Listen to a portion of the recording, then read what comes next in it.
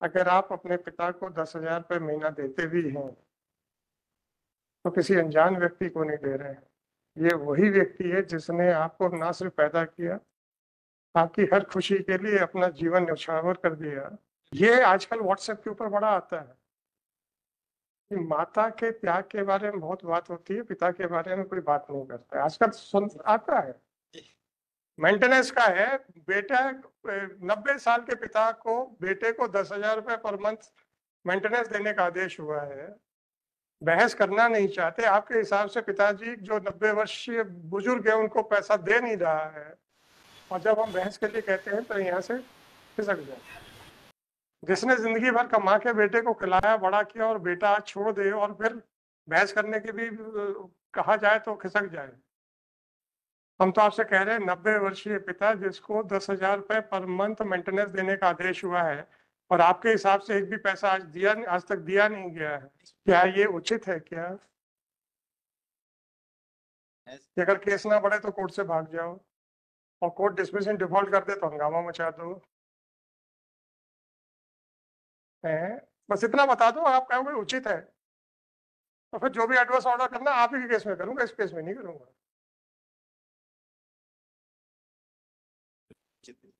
उचित है? नहीं नहीं। चलो पास ओवर करते, पर उनको बता दीजिएगा केस आज टेकअप होगा। लंच से पहले हमने एडजन करने के लिए मना कर दिया है ना। मेंटेनेंस का है। बेटा 90 साल के पिता को बेटे को 10,000 रुपये पर मंथ मेंटेनेंस देने का आदेश हुआ है। बहस करना नहीं चाहते। आपके हिसाब से पिताजी जो 90 वर्षीय बुजुर्ग है उनको पैसा दे नहीं रहा है, और जब हम बहस के लिए कहते हैं तो यहाँ से खिसक जाए। तो आप हमारी बात छोड़ दीजिए। न्याय सिर्फ पिटिशनर के लिए होता है कि रिस्पोंडेंट के लिए भी होना चाहिए? 90 वर्षीय बुजुर्ग जो कि कभी भी, जहां तक कोई अपवाद ही ना हो, फिजिकली कभी भी स्ट्रॉन्ग नहीं होते, राइट? उनकी परिस्थिति एक छोटे से बच्चे जैसे, मतलब डिपेंडेंसी के कारण बता रहा हूँ, एक्सपीरियंस और नॉलेज की बात नहीं कर रहा। जैसे एक छोटा बच्चा अपने माँ बाप के ऊपर डिपेंडेंट वर्ड भी रिश्तों में नहीं आना चाहिए, वैसे एक 90 वर्षीय पिता की स्थिति होती। ठीक है ना? क्या वो मेहनत मजदूरी कर सकता है क्या अपवाद को छोड़ के? क्या वो अपना लिए कमा सकता है क्या? जिसने जिंदगी भर कमा के बेटे को खिलाया बड़ा किया और बेटा आज छोड़ दे और फिर बहस करने की भी कहा जाए तो खिसक जाए, क्या करे? करना चाहिए। न्याय अगर सिर्फ वादियों के लिए है तो प्रतिवादी कहाँ जाए?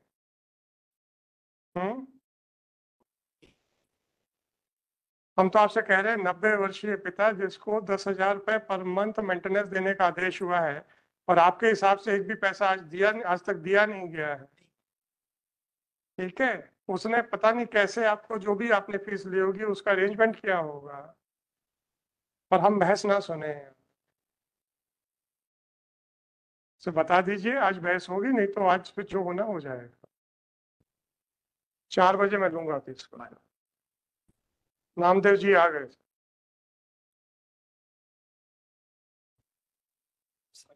कोई बात नहीं सर। पिता है, 90 वर्षीय है, कोई अनजान व्यक्ति नहीं है।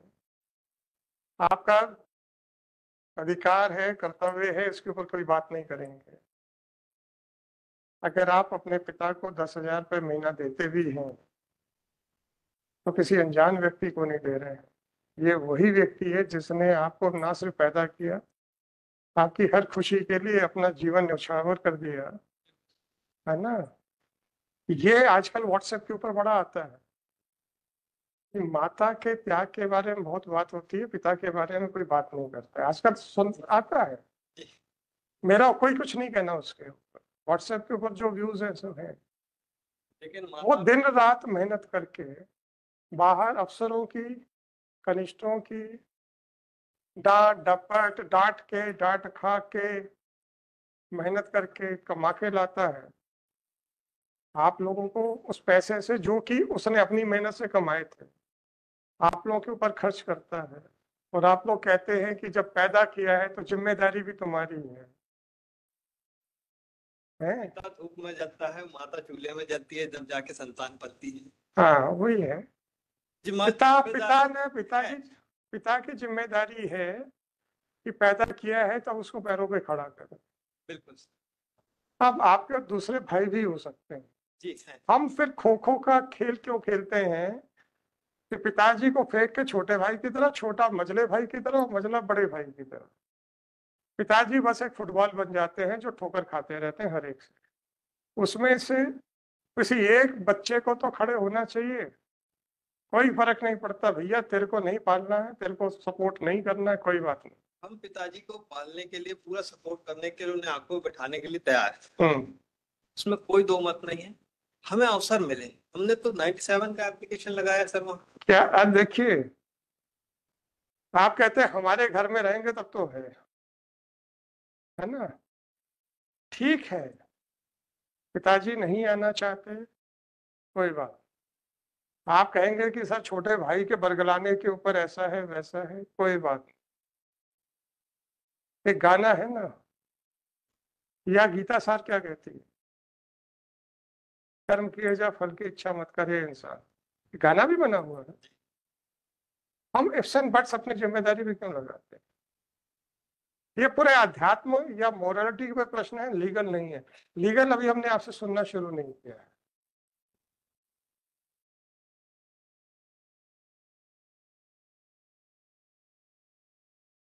एक 125 में एक वकील साहब ने कहा हम पत्नी को तो रखने को तैयार है, हम क्यों दे मेंटेनेंस। मैंने कहा रख के क्या करोगे, तो हमारे लिए घर काम भी तो करेगी घर के। हमने कहा भाई चाहिए कि पत्नी चाहिए।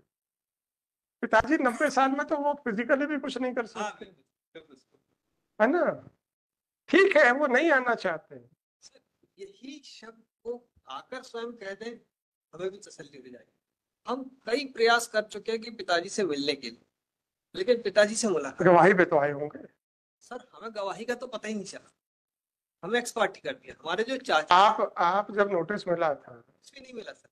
जो रिस्पोंडेंट है, वो रिस्पोंडेंट गांव में रहते हैं, वो पार्टी है, उनकी वल्दियत भी गलत लिखा दी गई, इसलिए वो घनश्याम राय और राकेश राय को नोटिस नहीं मिला। मतलब बाप बेटे हैं आप दोनों।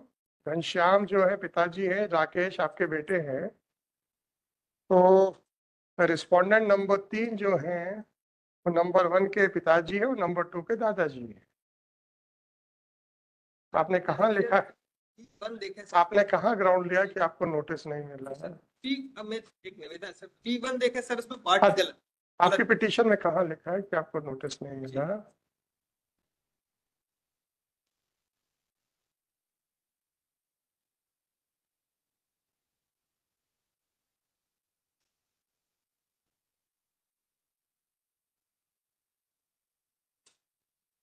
Para D. Grandson Subharam Neeli Abhishek Rai's file in the case of maintenance on false pretext against the petitioner on the month of December 2023 got information during the execution that the impugn order dated so and so has been passed against him, that then he applies certified copy and so and so, which is supply so and so did it, and he knew about the impugn order passed against him in the execution proceeding. चलिए sir, तो आप कौन सा document बता रहे हैं जिसमें कि आपके हिसाब से आप सा निवेदन है सर कि मुझे जो रिजाइंडर, अरे आप अभी बता तो दो ना। जी जी सर। पिताजी को मैं रिजाइंडर देने को समय बिल्कुल तैयार है। पिताजी के लिए जितना भी ऑर्डर हो चुका है उसमें से एक भी पैसा दिया है? नहीं सर, नहीं, अभी पैसा नहीं दिया गया है। हम तो चाहते हैं हमारे नामदेव जी, दादाजी, नामदेव जी, अब मैं यहाँ पे बैठ के कुछ वास्तविकताएं बताऊंगा किसी और मतलब जनरल, तो आप और सुनने वाले अपने ऊपर ले सकते हैं। आपको पिताजी की पर्सनल कस्टडी क्यों चाहिए? इस प्रश्न के पीछे सामान्य उत्तर मत ढूंढिएगा। इस प्रश्न के पीछे बहुत सारी प्रॉपर्टियां जो आपके पिताजी के पास हो सकती है, उसको एंगल से देखिएगा। छोड़िए उस बात को छोड़िए, इसलिए हम वो कमेंट नहीं करना चाहेंगे। क्योंकि कई बार होती है, विल चैलेंज होती है। साहब पिताजी ने लिखा था मैं इनकी सेवा सुश्रूषा से प्रसन्न होकर दे रहा हूँ। तो बहुत सारे सिविल डिस्प्यूट्स हैं। छोड़ो पिताजी की पर्सनल कस्टडी छोड़ो, आप तो अपने उस पे बताओ कि साहब वो आपका सर्विस नहीं हुई है, उसका कौन सा डॉक्यूमेंट है।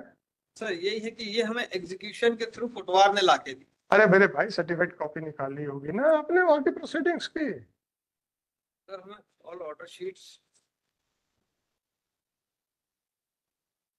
सर वो कॉपी निकलवानी है सर, वो निकल नहीं पाई है सर। तो फिर आप तो सर फ्रेश फाइल करो। हम तो यही कहते हैं आधी अधूरी पिटीशन क्यों फाइल होती है सर, आधी अधूरी पिटीशन क्यों फाइल होती है सर?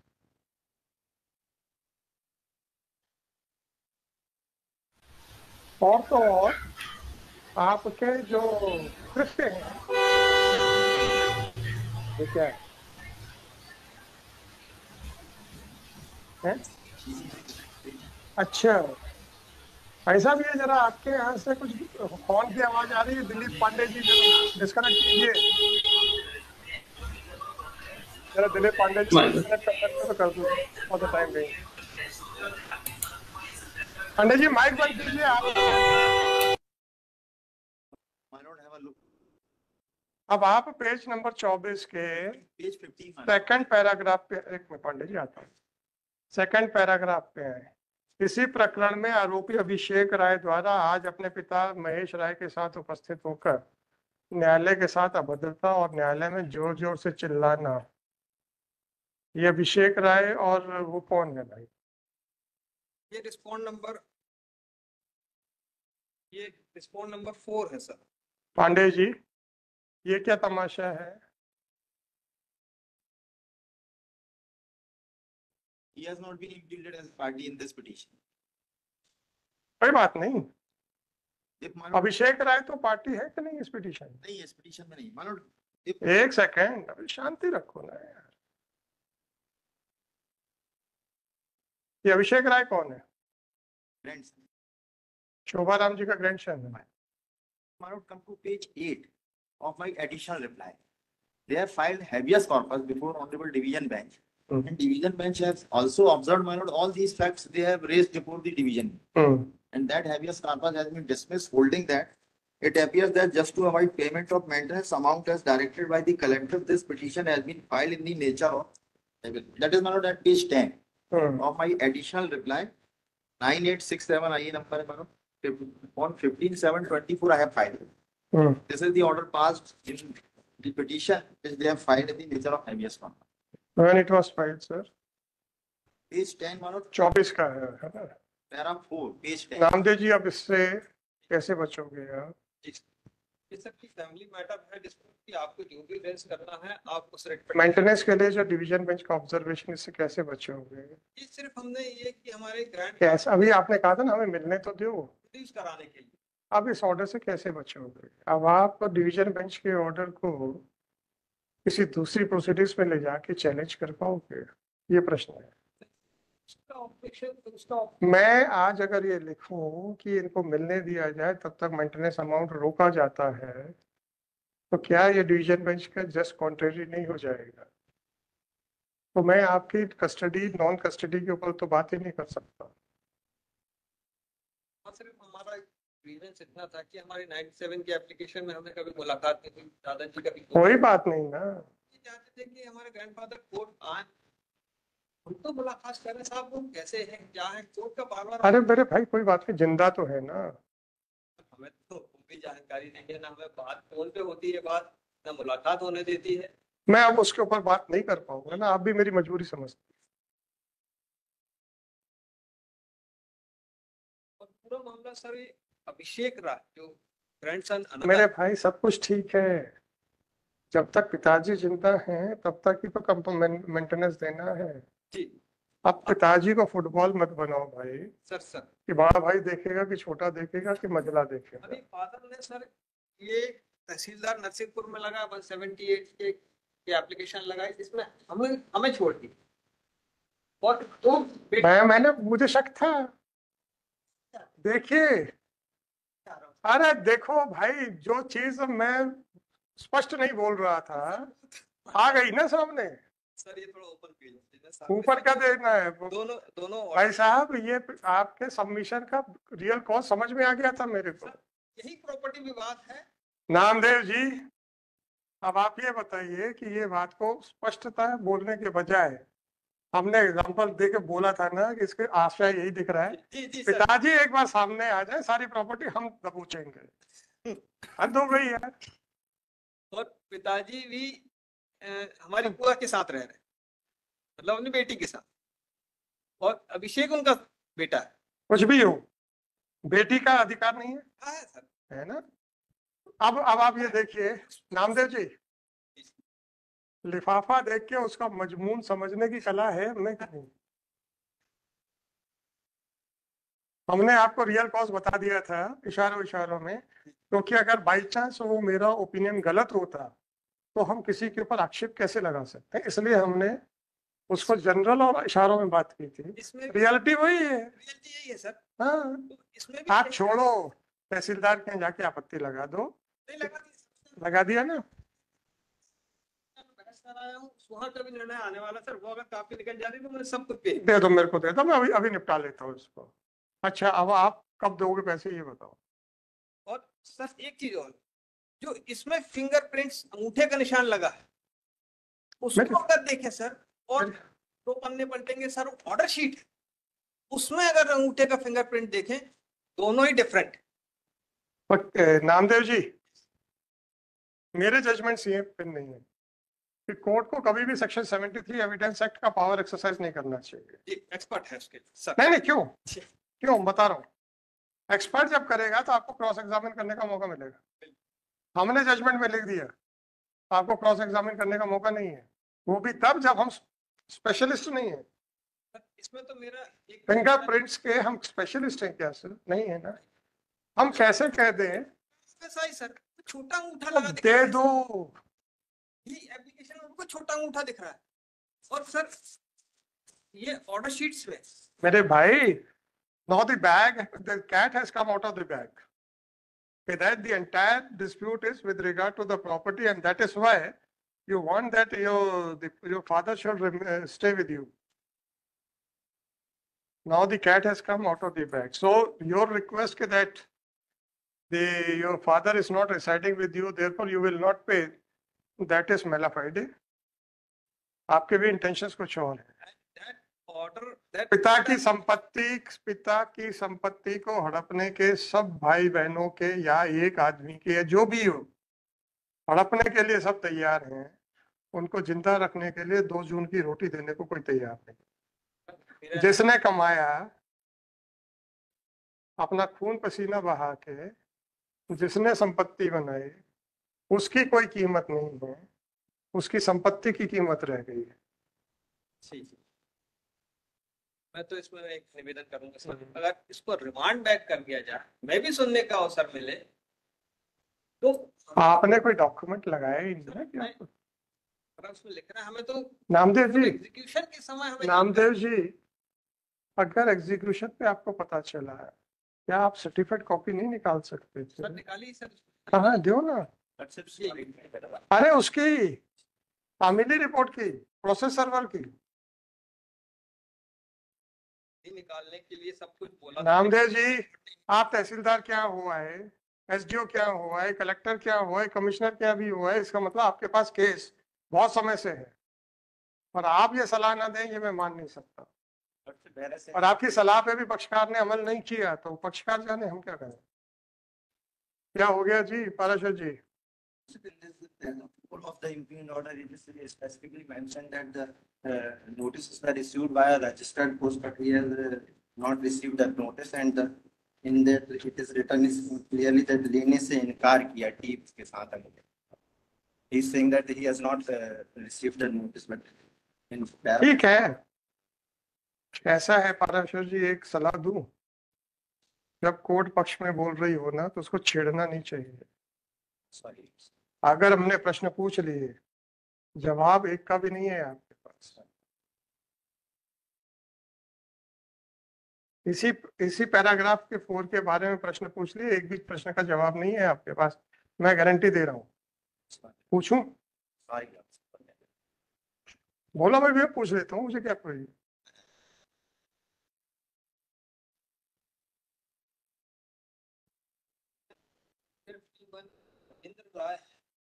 सर, आपने नोटिस संबंधी किसी भी दस्तावेज की सर्टिफिकेट कॉपी लेके नहीं लगाई, सर वो नहीं लगी। और आपके पास ये मुकदमा बहुत समय से है। नामदेव जी ने वही ना, निकल के आई सर मेरे पास, मैंने सब कुछ निकलवा लिया, लेकिन वो वहाँ के नामदेव जी, हमारी एक बड़ी बुरी आदत है, जिन वकीलों को हम अपने वकालत के समय से जानते हैं और उनके बारे में जो भी ओपिनियन था एज एन एडवोकेट, उसको हम बदलते नहीं।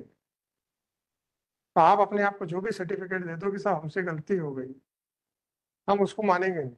सर ये सब एंटायर रिकॉर्ड मैंने इंस्ट्रक्ट किया था कि एंटायर रिकॉर्ड मुझे चाहिए वहाँ पे, क्योंकि एक्सपर्ट पक्षकार ने आया है रिटर्न, पक्षकार ने लाके नहीं दिया, तो पक्षकार को कुछ ना कुछ गड़बड़ हो सकता है।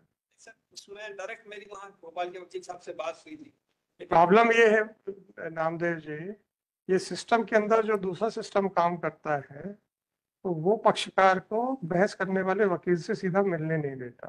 सर ये तो हमसे ये नहीं, जानते हैं। ये जो सिस्टम के अंदर जो सिस्टम है, उसमें दोनों किरदार कौन है,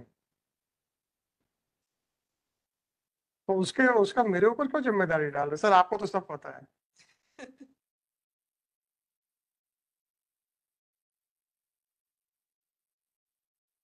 और नुकसान किसको होता है? तो पक्षकार को अपने वकील साहब से मिलने नहीं दिया जाता है, क्योंकि अभी भी आपने ये नहीं कहा कि मैंने पक्षकार से कहा था, मैंने लोकल काउंसिल से कहा। फिर पक्षकार ने उससे कहा कि सर आप ही निकलवा दें। मैंने लोकल काउंसिल से बोला मेरे को पूरा रिकॉर्ड।